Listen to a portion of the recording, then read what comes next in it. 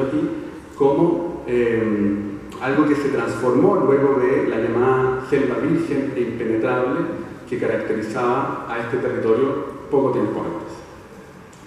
En estas vistas reconocemos la mano del médico y naturalista Karl Martin, avecindado entonces en Puerto Montt, quien realizó un extenso trabajo de descripción de los paisajes de Chiloé y un importante registro etnográfico huilliche, que todavía ha sido poco estudiado y que fue recogido posteriormente en su obra Landeskunde von Chile, Geografía de Chile, que fue editado 2 veces en alemán a comienzos del siglo XX y que hasta ahora no ha sido traducida esa Geografía de Chile.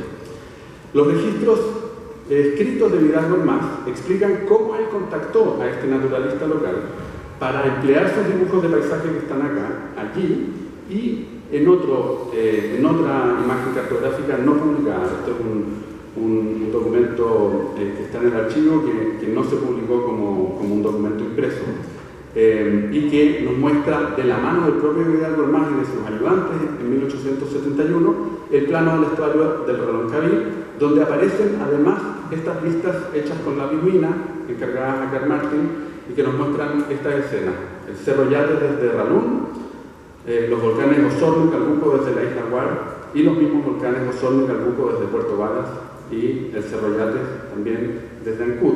Esta es la imagen quizás más reconocible porque, y con esto finalmente cierro, está asociada evidentemente al trabajo hecho o atribuido al menos a Pedro Amado Pisis, un topógrafo encargado por el gobierno de Chile en la década de 1840 para realizar un levantamiento topográfico y geológico de todo el país, que tuvo unos resultados muy criticados en su época por la inexactitud de sus mapas.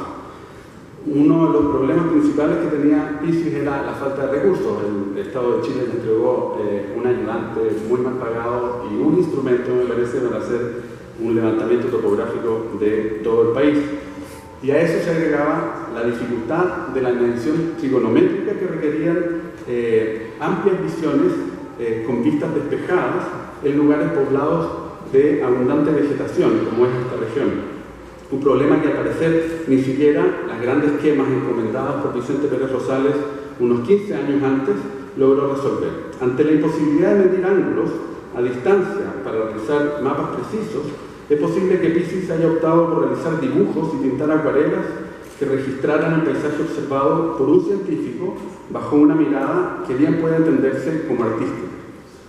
Aunque todavía resta por entender mejor la vinculación de esta obra, llamada Puerto Varas, Laguna de Yanquihue, Chile, 1868, de Pisis, con el trabajo de otros científicos como Karl Martin o Francisco Vidal Gormaz, me parece claro cómo estas imágenes nos hablan sobre un conocimiento colectivo sobre la naturaleza que comenzaba a fijar desde el trabajo científico un nuevo canon paisajístico. Muchas gracias.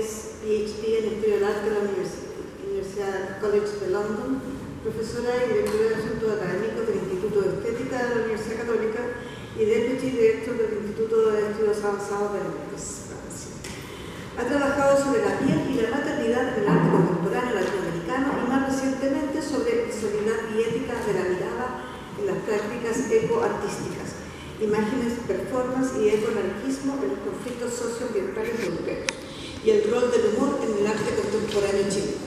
Se encuentra actualmente escribiendo un libro sobre políticas de la mirada y medio ambiente en el arte contemporáneo chileno. Adelante entonces, Sofía. Muchas gracias, María Elena. Me sumo a los agradecimientos de Rodrigo por esta invitación a presentar algunas ideas en este encuentro y por toda la organización.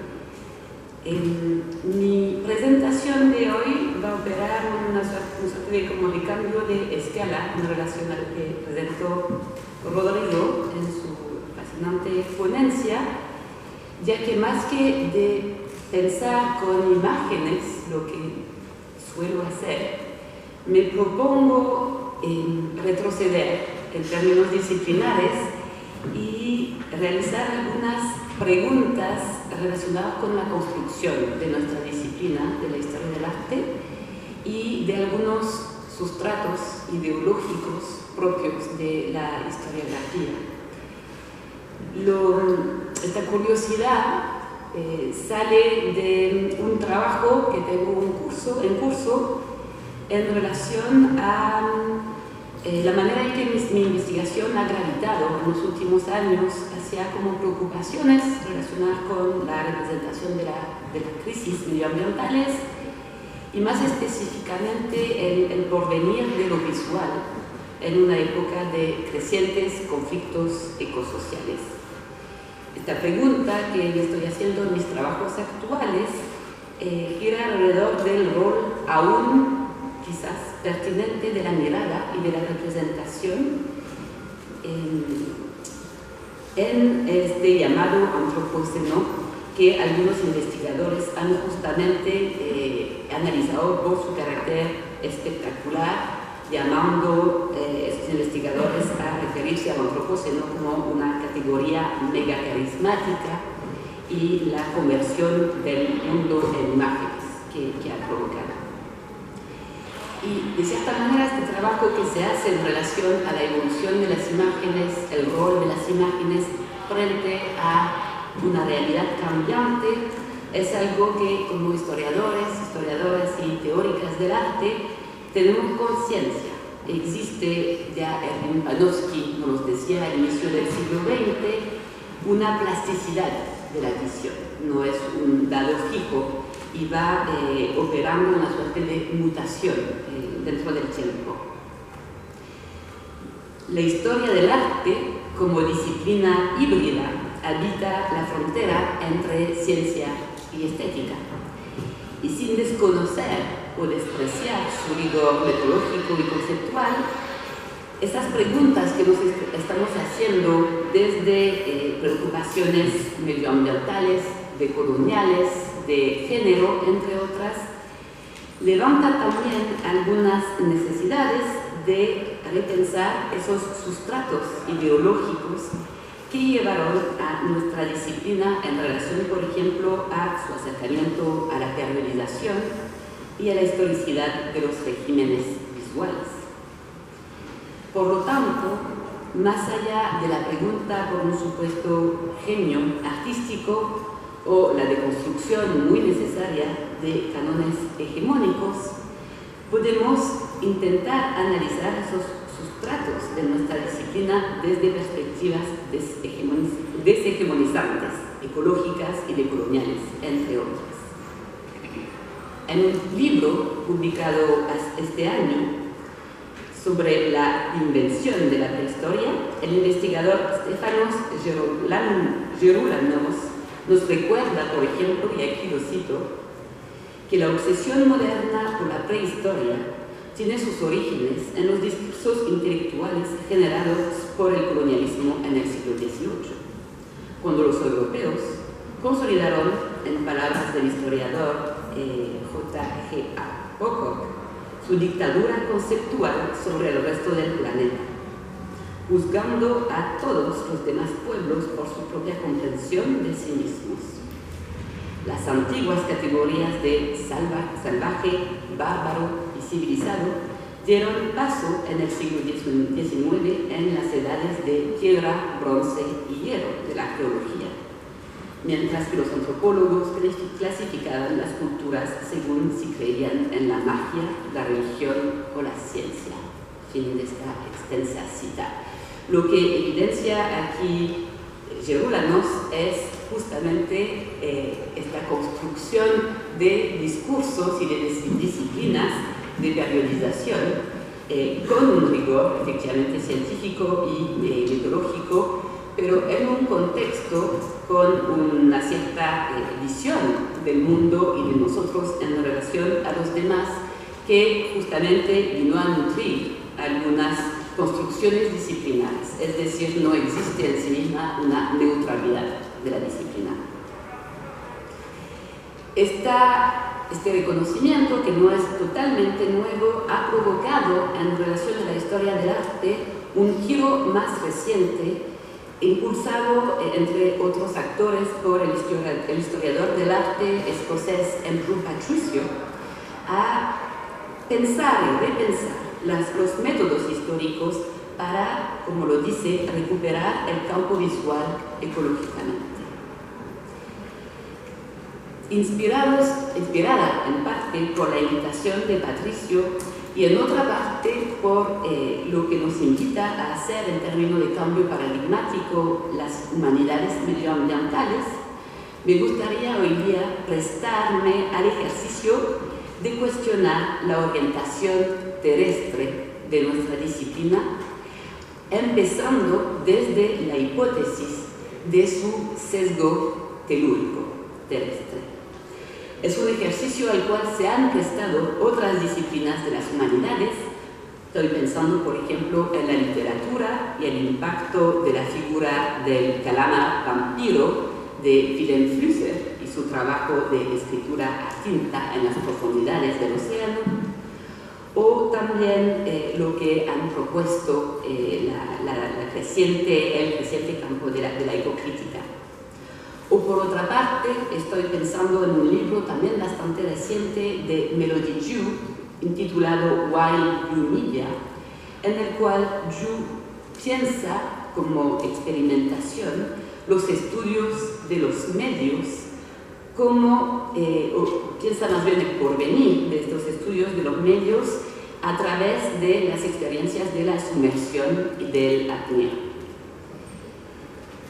Si aplicamos este giro azul a nuestra disciplina, nos podríamos, por lo tanto, preguntar ¿qué ocurriría con la historia del arte y sus métodos cuando lo sumergimos en una perspectiva oceánica? ¿Qué regímenes de poder y narrativas alternativas pueden emerger de este contacto con otra densidad, otra temperatura, otra salinidad y también otra turbiedad? Es decir, hay esta relación con la visión, ¿no es cierto?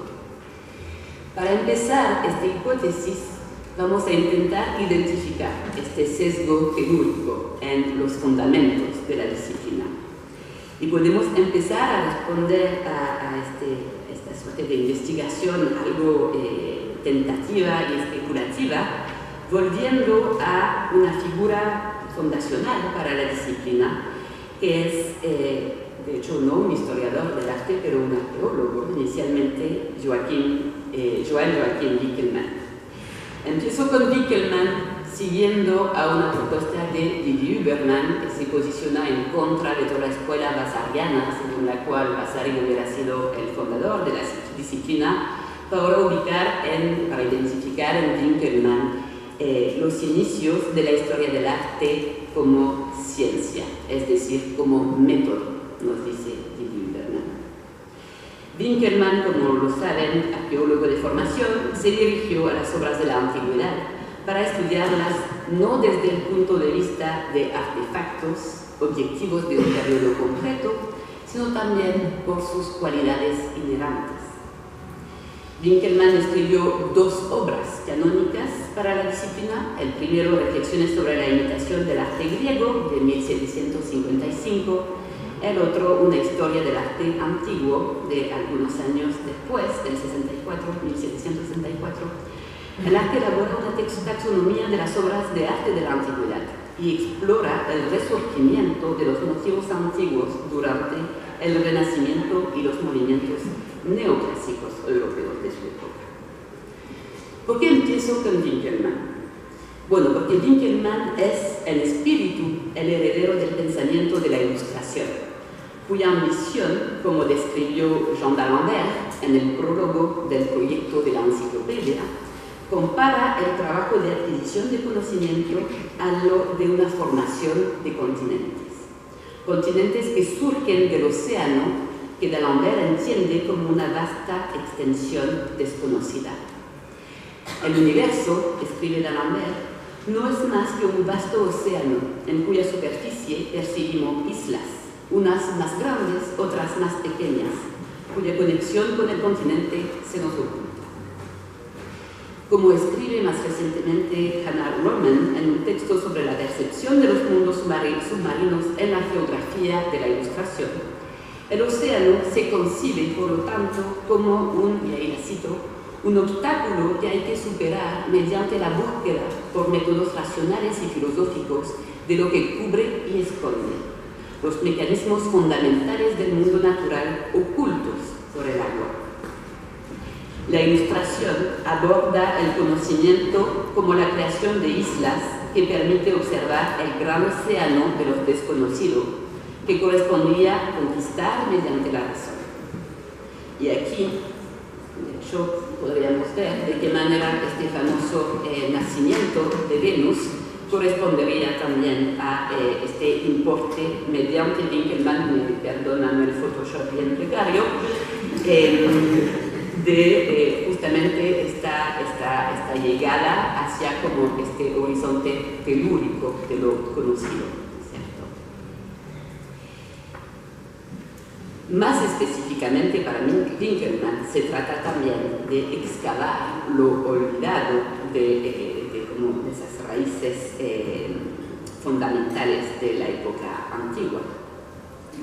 De cierta manera, esta propuesta de la Ilustración, ¿no?, de Diderot y d'Alembert se nutre también de todo un imaginario y un vocabulario de la búsqueda de conocimiento, ¿no?, subacuático, que ya encontramos en la Edad Media en las miniaturas de los relatos de las conquistas de Alejandro el Grande, ¿no es cierto?, en el cual, por ejemplo, tenemos este relato de la manera en que el emperador, no quiero decir se sumergió, porque yo creo que es todo excepto una sumersión, lo que estamos viendo, ¿no es cierto?, parece como bajar en una suerte de ascensor hacia esos mundos transparentes, ¿no?, limpios y translúcidos del océano para adquirir este conocimiento, pero también estas aspiraciones propias del Renacimiento con la invención del primer submarino por parte de Leonardo da Vinci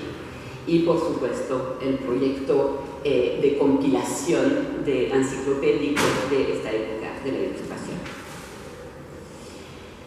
Volviendo a este relato sobre esta construcción disciplinar de la historia del arte, el resurgimiento de motivos antiguos en épocas posteriores, que es uno de los grandes aportes de Winkelmann, allanó también el camino en la historia del arte al formalismo, es decir, el análisis de la evolución de las formas artísticas que, más allá de la voluntad del artista, testimonio del espíritu de una época.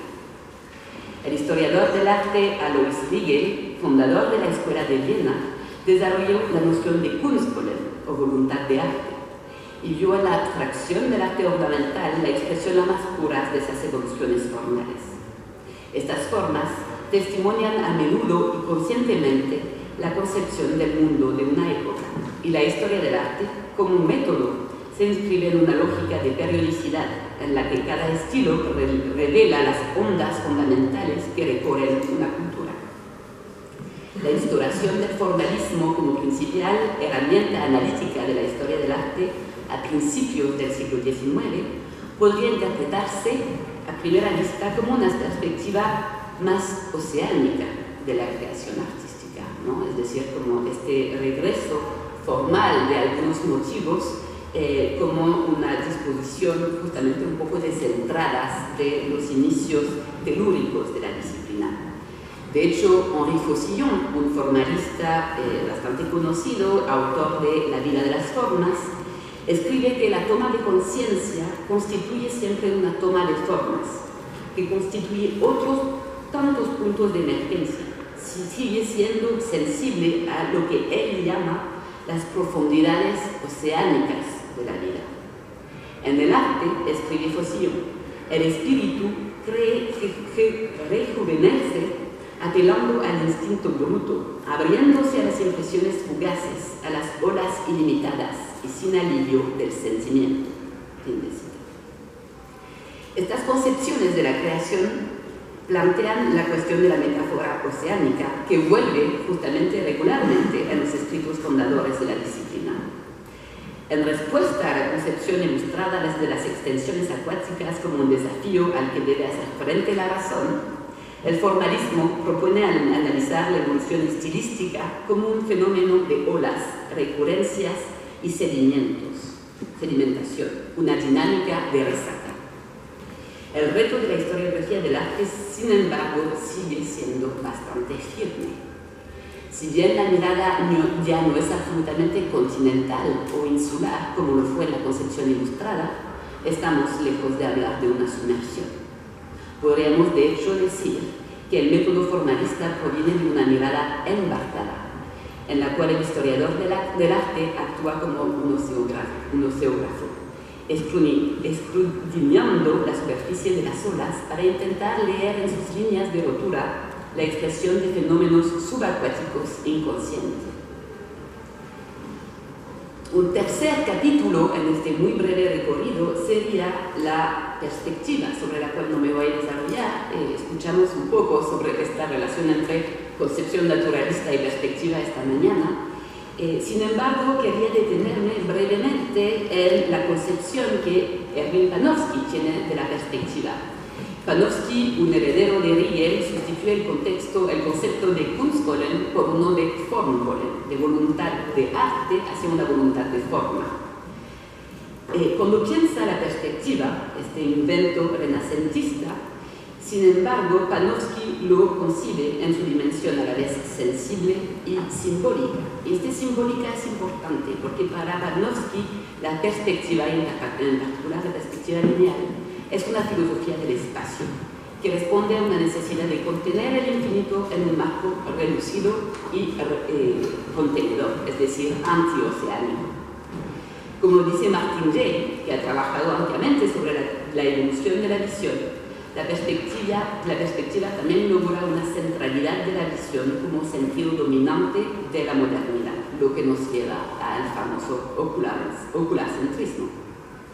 La perspectiva cartesiana, en particular, fomenta lo que Jay llama una estética estática, fija, sin pestañear.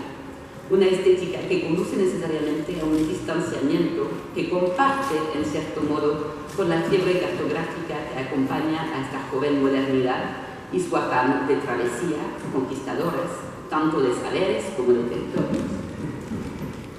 ¿Cómo estoy de tiempo?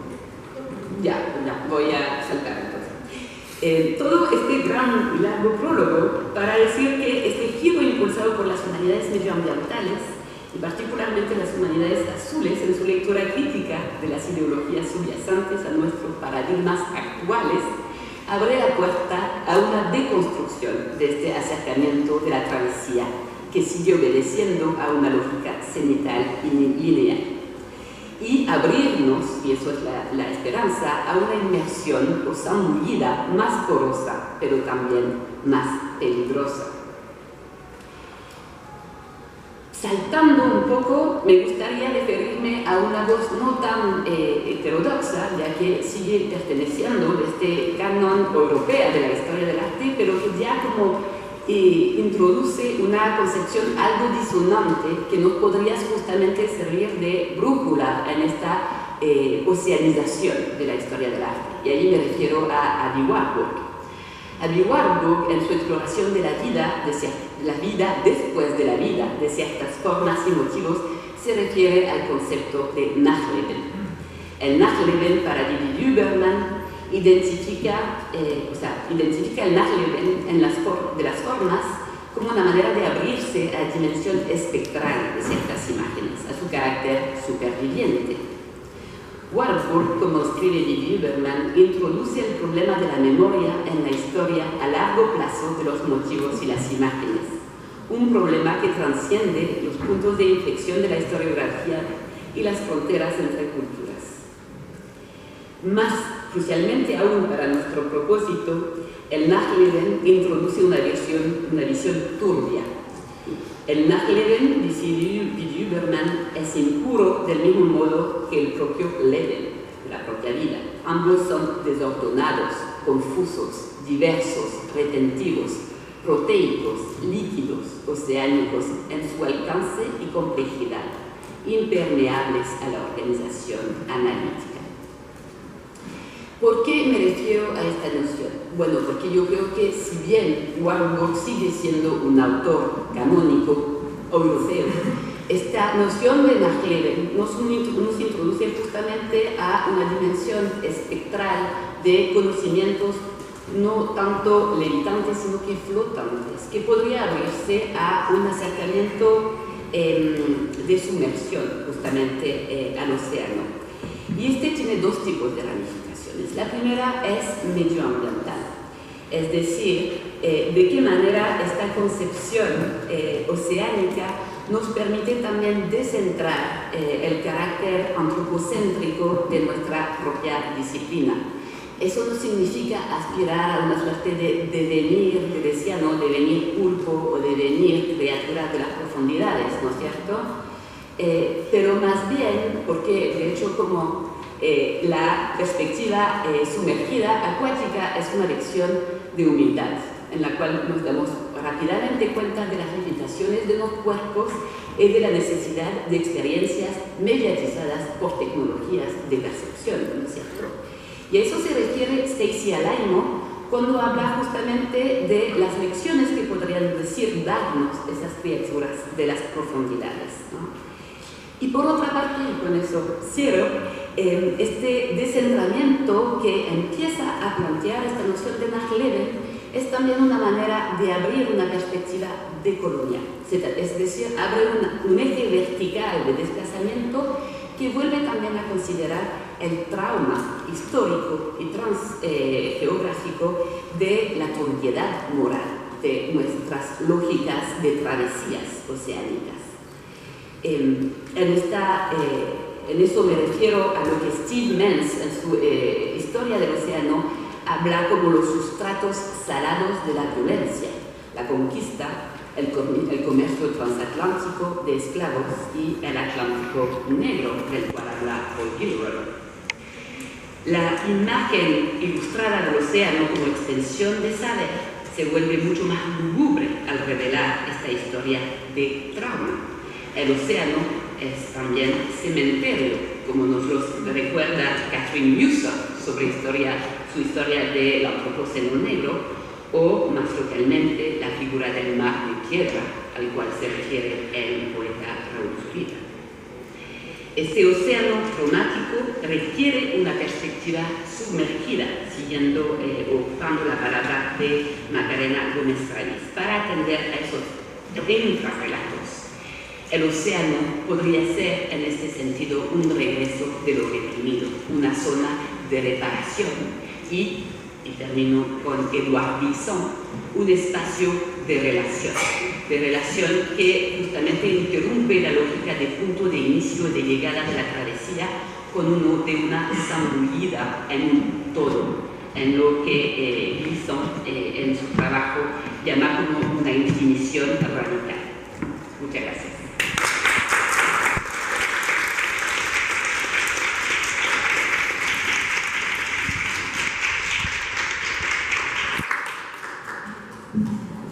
Muchas gracias, Sofía.